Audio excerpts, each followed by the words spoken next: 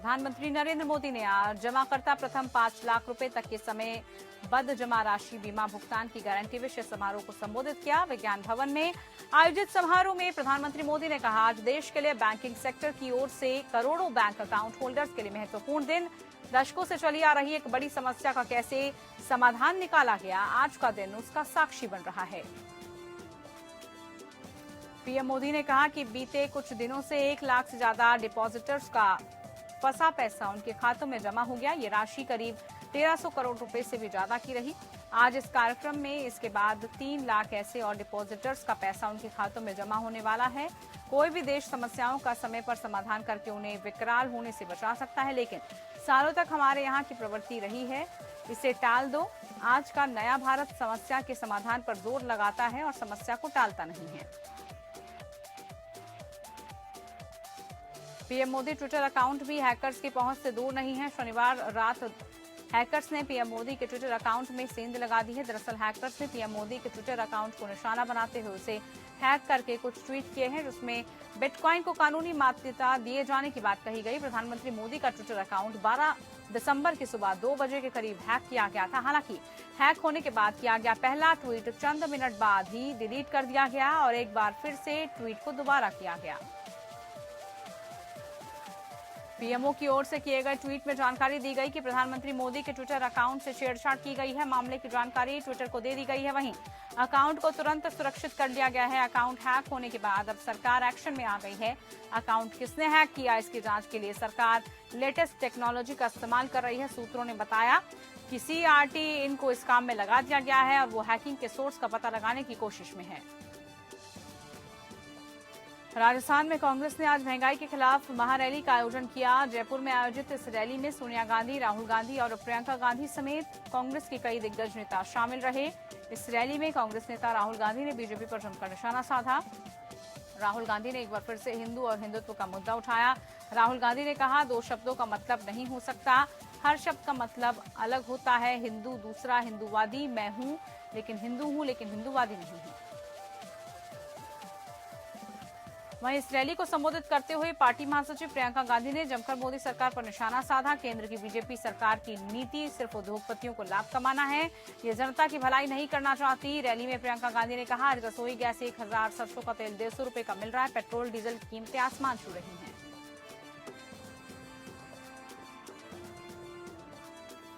प्रधानमंत्री नरेंद्र मोदी कल अपने dream project Kashi Vishwanath Dham corridor का लोकार्पण करेंगे। उत्तर प्रदेश सरकार ने इस लोकार्पण को यादगार बनाने के लिए तैयारियों को लगभग पूरा कर लिया है।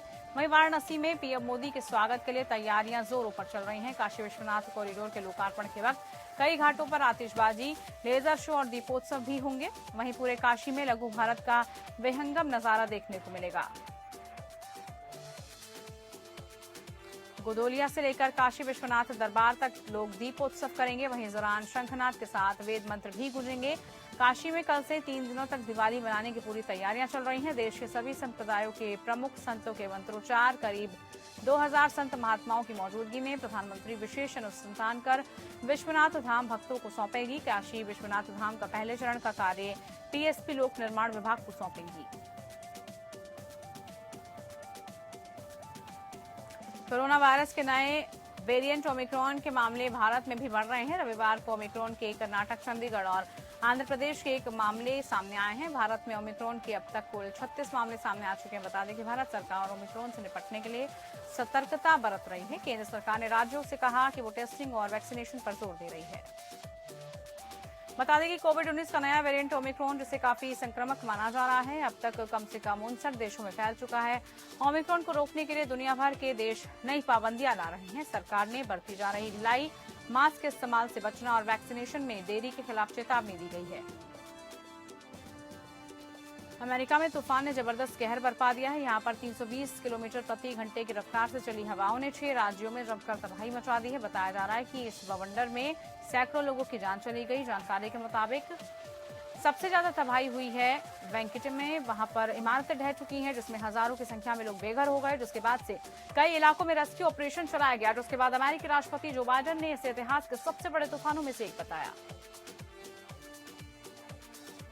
भारतीय जनता पार्टी के राष्ट्रीय अध्यक्ष जेपी नड्डा, प्रदेश के मुख्यमंत्री योगी आदित्यनाथ ने एटा में ब्रज की चुनावी रणनीति से बूथ अध्यक्षों को रूबरू करवाया। जीटी रोड स्थित सैनिक पड़ाव में ब्रज प्रांत के बूथ अध्यक्ष सम्मेलन में कार्यकर्ताओं को संबोधित करते हुए जेपी नड्डा ने सपा पर जमकर निशाना साधा। वहीं मुख्यमंत्री योगी आदित्यनाथ ने भी बबुआ कहकर अखिलेश पर करारे प्रहार किए। जेपी नड्डा ने राम मंदिर निर्माण समेत गन्ना किसानों का भुगतान और किसान सम्मान निधि की बातें बूथ अध्यक्षों से की। वहीं माफिया राज खत्म करने और कोरोना का बेहतरीन प्रबंधन करने की बात मुख्यमंत्री योगी आदित्यनाथ ने की। दोनों नेताओं के निशाने पर समाजवादी पार्टी रही। जीटी रोड स्थित सैनिक पड़ाव के मंच पर मुख्यमंत्री ने कोरोना प्रबंधन पर देश और प्रदेश की तारीफ की। यूपी के आजमगढ़ में जमीन विवाद को लेकर भतीजे ने उतारा चाचा चाची को मौत के घाट। दुकान से लौटते समय पति पत्नी पर 2 बाइक्स पर सवार 4 युवकों ने घेरकर लोहे की रॉड से हमला कर दिया। घटना को अंजाम देकर आरोपी मौके से फरार। स्थानीय लोगों घायलों को अस्पताल में पहुंचाया, लेकिन उससे पहले दोनों की मौत हो चुकी थी। घटना की सूचना पुलिस को दी गई। पुलिस मामले की जांच पड़ताल में जुटी। यूपी के महोबा में 9वीं के छात्र के साथ टीचर ने भी बेरहमी से पिटाई कर दी। होमवर्क पूरा न होने के चलते छात्र को शारीरिक प्रताड़नाएं दी गई। घायल अवस्था में घर पहुंचे छात्र ने परिजनों को आपबीती बताई। छात्र के परिजनों ने कोतवाली में अध्यापक के खिलाफ लिखित शिकायत दी। शहर के सरस्वती विद्या मंदिर स्कूल का पूरा मामला। कानपुर में अनुज अवस्थी वर्तमान में लखीमपुर खीरी में एसएसबी जवान के पद पर तैनात थे, जहां बीमारी के दौरान अनुज की अचानक मौत हो गई।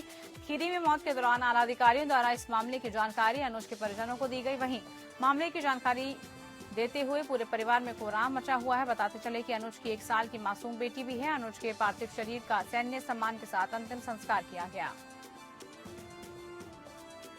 अयोध्या में बन रहे रामलला के भव्य मंदिर निर्माण के लिए महावीर मंदिर पटना के मुख्य ट्रस्टी आचार्य किशोर कुणाल ने श्री राम जन्मभूमि तीर्थ क्षेत्र के महासचिव चंपत राय को मंदिर निर्माण के लिए 2 करोड़ रुपए का चेक सौंपा। महासचिव चंपत राय ने बताया कि महावीर मंदिर पटना द्वारा मंदिर का फैसला आने के बाद 10 करोड़ रुपए देने का संकल्प लिया गया था, जिसका पहली समर्पण राशि 2 करोड़ रुपए वर्ष 2020 अप्रैल में दिया गया था, जिसके बाद कोरोना महामारी आ गई और काम बाधित हो गया। यूपी के रामपुर में पूर्व नामित सभासद नेहा ने आजम खान की रिहाई के लिए राष्ट्रपति को खून से पत्र लिखा। उनका कहना है कि मैं दलित समाज से हूं। आजम खान पिछले 2 साल से जेल में बंद है। उन्होंने दलित गरीब मजदूरों के साथ कलम देने का काम किया है, उसकी सजा वो काट रहे हैं। नेहा राज ने लिखा कि मैं आजम खान को भगवान की तरह पूजती हूं। मैं आजम खान पर जुल्म होते नहीं देख सकती।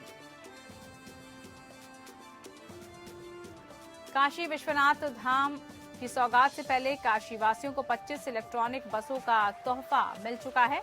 उत्तर प्रदेश सरकार में नगर निगम विकास मंत्री आशुतोष टंडन ने वाराणसी के रुद्राक्ष कन्वेंशन सेंटर से हरी झंडी दिखाकर 25 बसों को रवाना किया। बातचीत के दौरान उन्होंने कहा कि इन 25 बसों से कहीं न कहीं महानगर में प्रदूषण कम होगा और काशी वासी या फिर से दूर दराज से आए इलेक्ट्रॉनिक लोग इसमें सफर कर सकते हैं। यूपी के वाराणसी में भाजपा के राष्ट्रीय महामंत्री तरुण चुग ने प्रेस वार्ता के दौरान काशी विश्वनाथ कॉरिडोर के लोकार्पण के बारे में बताया। विश्वनाथ कॉरिडोर का लोकार्पण प्रधानमंत्री के हाथों होने वाला है। काशी को उसकी पुरानी दिव्यता और भव्यता को निखारा जा रहा है। घाटों की सुंदरता से लेकर काशी विश्वनाथ के धाम तक की दिव्यता को और बढ़ा दिया गया है। 5 दिसंबर से काशी में स्वच्छता अभियान चलाया जा रहा है।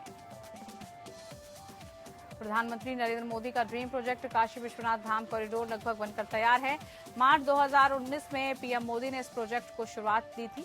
13 दिसंबर को कॉरिडोर का लोकार्पण करेंगे। काशी विश्वनाथ कॉरिडोर लगभग 400 करोड़ की लागत से बन रहा है। अब एक समय पर 1 लाख से ज्यादा लोग इस मंदिर प्रांगण में आ सकते हैं। श्री काशी विश्वनाथ धाम का लोकार्पण प्रदेश को बड़ा धार्मिक संदेश देने वाला है। ये जगह अब श्रद्धालुओं की आस्था का केंद्र बन चुकी है। पूर्व मंत्री सलीम शेरवानी ने अलीगढ़ में पत्रकारों से बातचीत करते हुए कहा कि 2022 का चुनाव नजदीक है और समाजवादी पार्टी द्वारा जोरों शोरों से तैयारियां की जा रही है। वहीं मौजूदा सरकार द्वारा समाजवादी पार्टी के लाल गमछे पर प्रतिक्रिया व्यक्त करने के जवाब में उन्होंने कहा कि मौजूदा सरकार चुनाव को तरीके से लड़े, जबकि एक दूसरे पर तंज कसने से कुछ नहीं होता। सलीम शेरवानी ने कहा कि अब चुनाव में पता चलेगा कि आगे किसकी सरकार आती है। गाजियाबाद में 13 साल की बेटी के कातिल पिता ने ऐसी साजिश रची जिसे सुनकर पुलिस भी हैरत में पड़ गई। आरोपी पिता ने जेल जाने से बचने के लिए अपनी ही मौत का प्लान बना दिया, मगर प्लान को अंजाम देने के लिए उन्होंने रिपेयर के कार्य के लिए मजदूर को बुलाकर शराब पिलाई और उसकी हत्या कर डाली। लाश को ठिकाने लगा दिया, जिस पर सुदेश का आधार कार्ड रख दिया गया। पति और पत्नी ने एक फिल्मी प्लान तैयार किया, मगर उनका प्लान धरा का धरा रह गया। पुलिस ने दोनों को गिरफ्तार किया।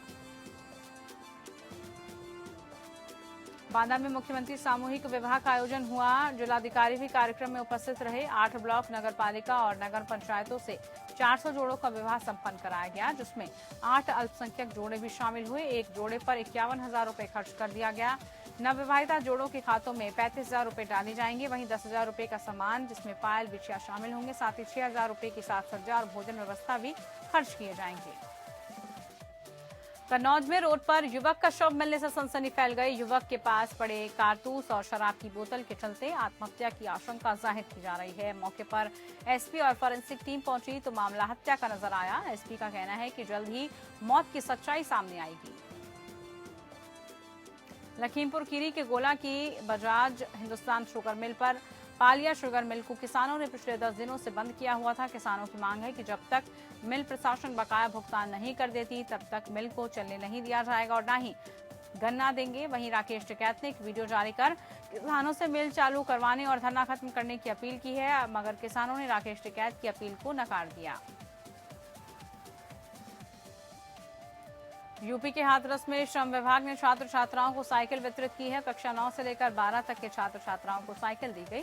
श्रम विभाग की सूची में आने वाले श्रमिकों के बच्चों को योजना का लाभ दिया गया। 320 छात्राएं और 10 छात्रों को श्रम विभाग के अधिकारियों ने साइकिल वितरित की। फिरोजाबाद में चलाए जा रहे विभिन्न अभियानों के अनुपालन में थाना सिरसागंज और एसओजी पुलिस ने हाईवे के पास से ट्रक की घेराबंदी कर सप्लाई को ले जाया जा रहा 5 क्विंटल गांजा बरामद किया, जिसकी अंतर्राष्ट्रीय बाजार में कीमत करीब 50 लाख रुपए बताई गई। साथ ही क्षेत्राधिकारी सिरसागंज कमलेश कुमार ने प्रेस कॉन्फ्रेंस कर जानकारी देते हुए कहा कि एसओजी और सिरसागंज पुलिस को बड़ी कामयाबी हाथ लगी। हाथरस शहर में ब्राह्मण समाज द्वारा दशकों से ब्राह्मण धर्मशाला के लिए प्रयास किया जा रहा था, लेकिन वरिष्ठ ब्राह्मणों के ये प्रयास असफल साबित हो रहे थे। ये मांग ब्राह्मण समाज के द्वारा हाथरस नगर पालिका के चेयरमैन पंडित आशीष शर्मा के सामने रखी गई।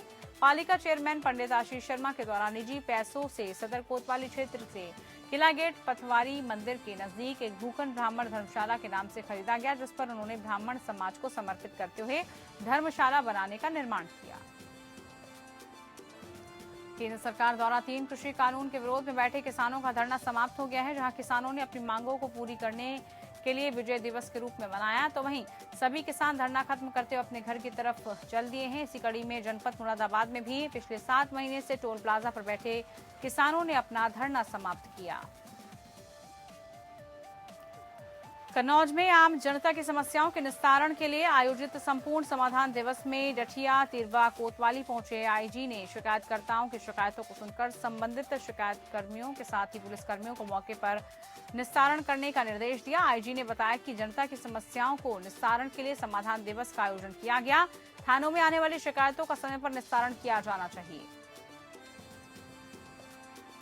नई पीढ़ी अपने देश के शहीदों को ना भूल जाए, इसके लिए लोगों को देश की आजादी और क्रांतिकारियों के बारे में जागरूक करने के मकसद से आज प्रयागराज में तिरंगा यात्रा निकाली गई। इस यात्रा में 3 किलोमीटर तिरंगे को सैकड़ों लोगों ने हाथों में लेकर पैदल मार्च निकाला। सुभाष चौराहे से लेकर पत्थर गिरजाघर तक लोग देश के तराने गाते निकले।